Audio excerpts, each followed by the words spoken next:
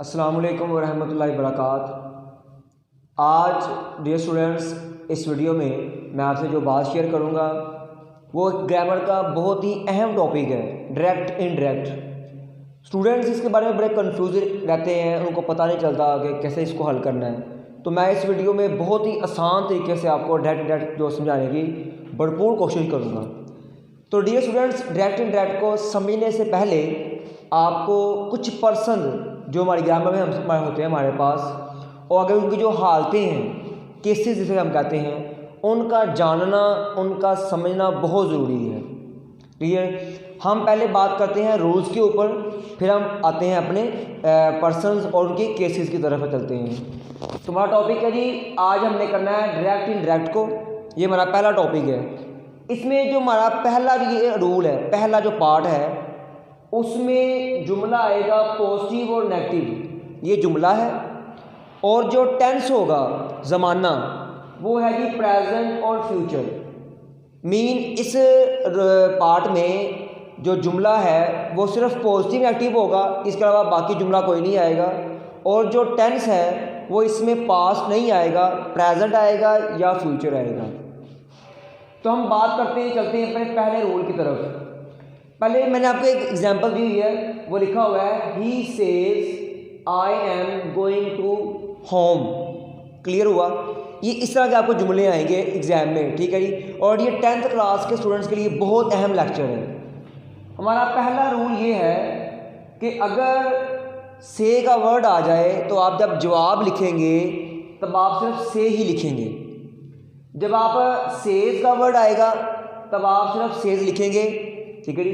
लेकिन जब वर्ड आएगा से टू तब आप लिखेंगे टेल, और जब आएगा सेज टू फिर आप लिखेंगे टेल्स, ठीक है। ये पहला रूल है, या तो से आएगा या सेज आएगा या से टू आएगा या सेज टू आएगा। तो जो वर्ड भी आए आपने उसको उस हालत में चेंज कर देना है, ठीक है जी।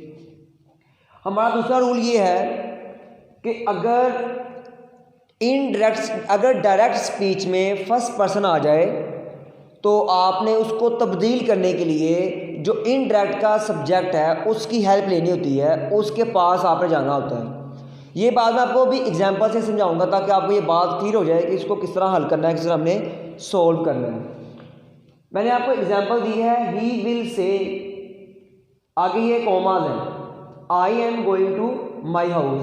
ये आप इस एग्जाम्पल को डियर स्टूडेंट ध्यान से देख लें।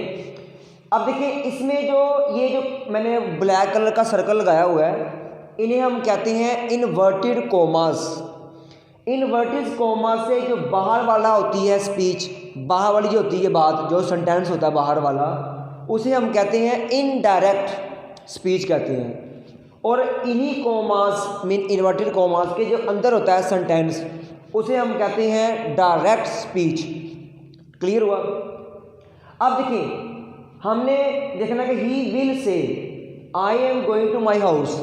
डियर स्टूडेंट्स, अब आपके ज़हन में एक बात होगी कि सर ये टेंस भी इसमें आ रहा है, दो प्रेजेंट और फ्यूचर, इसमें सेंटेंस भी आ रहा है, पॉजिटिव भी है और नेगेटिव भी है। हमने टेंस कहाँ से देखना है और जो सेंटेंस है जुमला वो कहाँ से देखना है?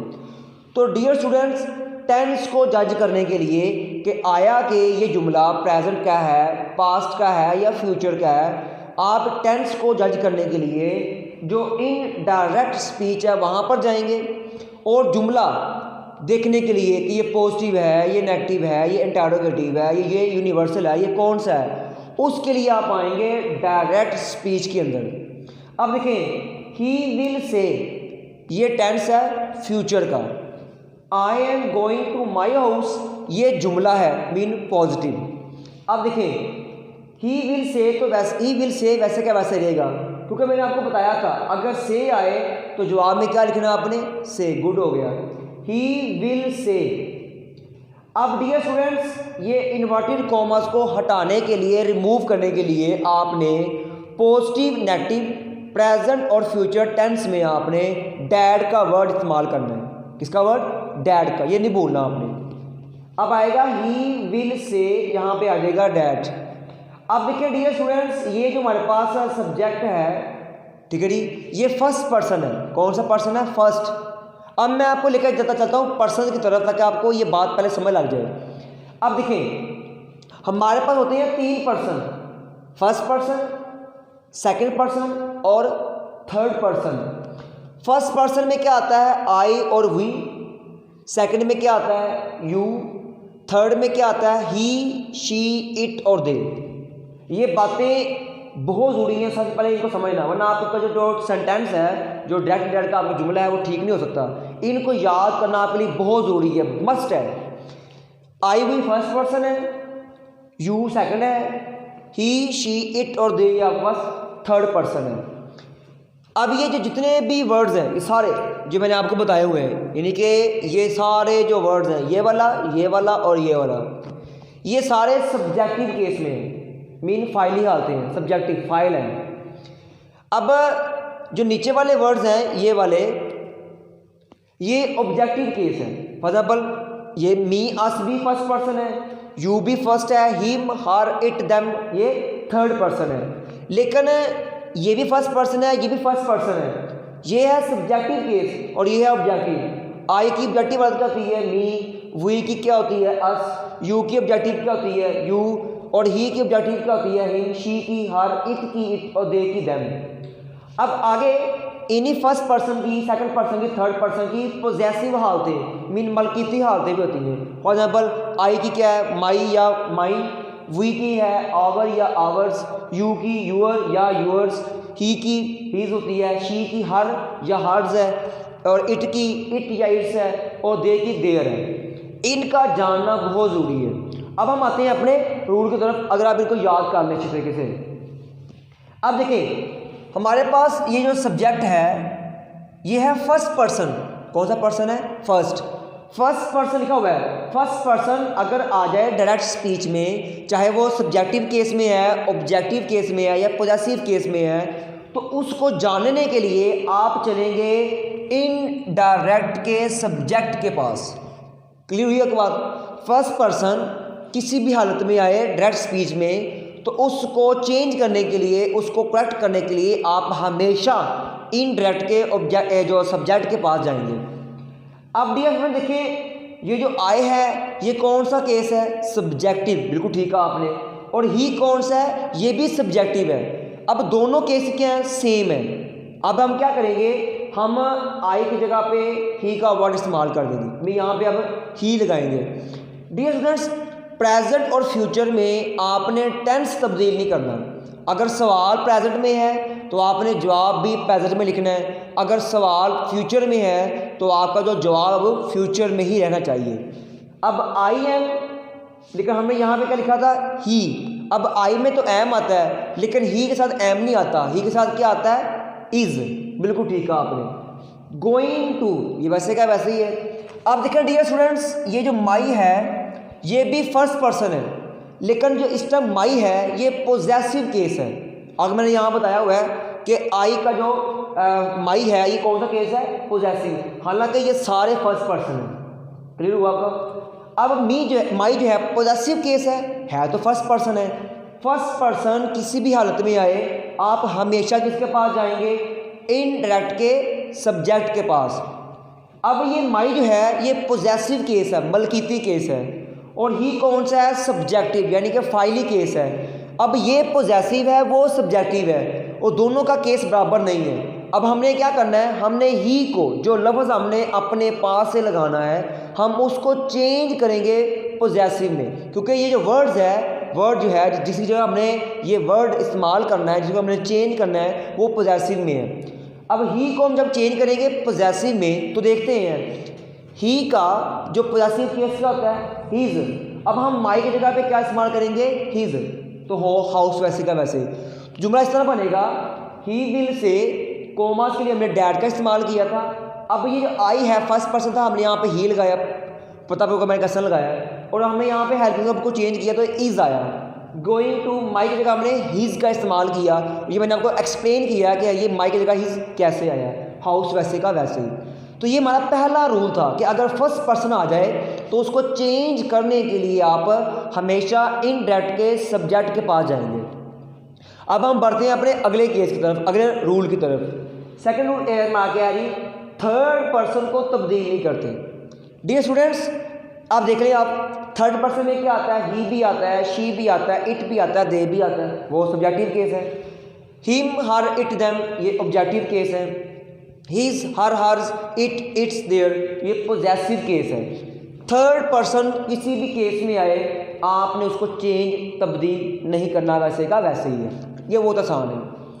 He says to me commas she is a good girl. अब डियर स्टूडेंट देखें कि जो टेंस है, टेंस उसके लिए आपने कहाँ जाना है, इनडायरेक्ट के पास, और जो आपका सेंटेंस है जुमला उसके आप आएंगे डायरेक्ट के पास।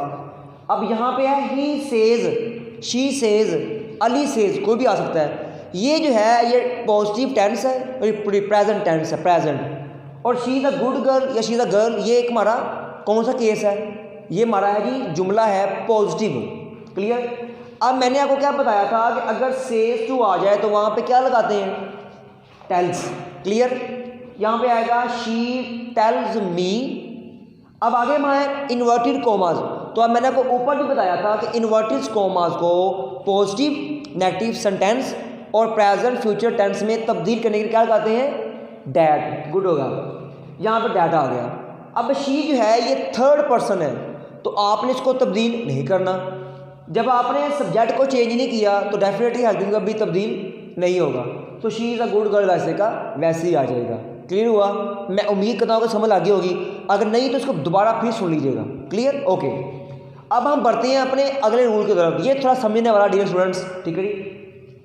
वो कहता है कि अगर डायरेक्ट स्पीच के अंदर जो थर्ड पर्सन जो सेकंड पर्सन है वो आ जाए तो फिर आपने इसको किस तरह ठीक करना है, किस तरह उसको तब्दील करना है। क्लियर हुआ, ठीक है जी। सेकंड पर्सन को तब्दील करने के लिए इनडायरेक्ट के ऑब्जेक्ट के पास जाते हैं। क्लियर हुआ। लेकिन जब सेकंड पर्सन आएगा डायरेक्ट स्पीच में किसी भी केस में, सब्जेक्टिव केस है, उसका ऑब्जेक्टिव केस है, पॉसेसिव केस है, तो आप हेल्प लेंगे हमेशा इनडायरेक्ट के ऑब्जेक्ट की। क्लियर। मिसाल लेते हैं, Ali says to me you will go there. आप पहले देखते हैं कि ये टेंस कौन सा है। अली सेज प्रेजेंट टेंस है, वी विल या यू विल, और ये सेंटेंस है पॉजिटिव। क्लियर हुआ। अब यहाँ पे है सेज टू, तो क्या लगाना हमने, tells. Ali tells me, commas के लिए क्या लगाना है, डैड। गुड हो गया। अब डियर स्टूडेंट्स ये क्या है, ये हमारे पास है सेकंड पर्सन। सेकंड पर्सन किसी भी केस में आए, मैंने पहले बताया, तो आप कहाँ जाएंगे, इनडायरेक्ट के ऑब्जेक्ट के पास। वो हमारे पास क्या है, मी। क्लियर हुआ। अब देखिए यू जो है यहाँ पे सब्जेक्ट के तौर पे काम कर रहा है, मी वहाँ पे क्या है, ऑब्जेक्ट। ये सब्जेक्टिव केस है और वो ऑब्जेक्टिव है, दोनों केस बराबर नहीं है। अब हमने क्या करना है, जिस लफ्ज़ को ठीक करना है उस हालत में उस वर्ड को चेंज करना है। अब हमने चेंज करना है यू को, ये सब्जेक्टिव में है तो डेफिनेटली हम मी को चेंज करेंगे सब्जेक्टिव में। तो डियर स्टूडेंट देखिए मी जो है ऑब्जेक्टिव है तो मी का सब्जेक्टिव केस आता है आए। तो अब हम यहाँ पे क्या लगाएंगे, आए। यू में लगता है विल, लेकिन आई में क्या लगता है, शैल गो देयर। क्लियर हुआ। हमारा अगर रूल, ये हमारा लास्ट रूल है, उसमें कहता है कि अगर डायरेक्ट स्पीच में सेकंड पर्सन आ गया, किसी भी केस में आ गया, लेकिन इनडायरेक्ट में अगर ऑब्जेक्ट ना हो तो, अब मैंने क्या बताया था आपको कि सेकंड पर्सन को चेंज करने के लिए इनडायरेक्ट के ऑब्जेक्ट की हेल्प लेते हैं। वो यहाँ पे कह रहा है कि सपोज कर लें, फर्ज कर लें, अगर आपके पास डायरेक्ट में तो सेकंड पर्सन आ गया लेकिन इनडायरेक्ट में ऑब्जेक्ट नहीं है, तो आप इस सूरत में फिर क्या करेंगे, हम इसको एग्जाम्पल से समझते हैं।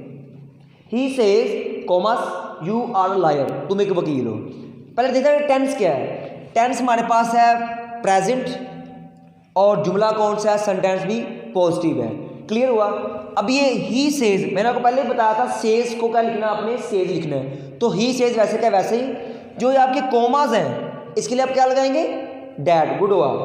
अब देखिए ये है सेकंड पर्सन, ये सब्जेक्टिव केस में है, ठीक है, सेकंड पर्सन है। इसके लिए हम जाएंगे इनडायरेक्ट के ऑब्जेक्ट के पास। मैं जब यहाँ पे गया तो हमें यहाँ पे इनडायरेक्ट का जो ऑब्जेक्ट है वो नज़र ही नहीं आ रहा है ही नहीं। तो अब क्या करेंगे, जब इनडायरेक्ट में ऑब्जेक्ट ना हो तो क्या करना, डियर ध्यान से सुन लें। आपने डायरेक्ट स्पीच में सेकंड पर्सन को जो चेंज करना है वो वर्ड और जो इनडायरेक्ट का सब्जेक्ट है वो पर्सन, दोनों को आपने गौर से देख लेना है। अब देखिए ये कौन सा पर्सन है, सेकंड, ही कौन सा पर्सन है, थर्ड। अब एक सेकंड है एक थर्ड है, तो इनके दोनों में से तीसरा जो एब्सेंट कौन है, फर्स्ट।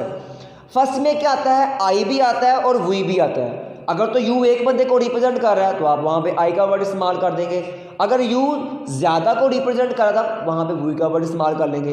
अब हम यहाँ पर लगाएंगे आई, क्लियर हुआ, कैसा आया। आई के बाद अब यू में आता है ए आर, लेकिन आई के साथ आर नहीं आता, आई के साथ क्या आता है, एम आता है, आर लाया, क्लियर हुआ। तो मैं उम्मीद करता हूँ आप उसकी समझ आई होगी। डियर स्टूडेंट्स, अगर आपको डायरेक्ट इनडायरेक्ट का सिर्फ एक रूल ध्यान से समझ में आ जाए तो जो बाकी रूल्स हैं वो आपको बहुत जल्द समझ में आ जाएंगे, क्योंकि हर रूल में थोड़ा बहुत फ़र्क है।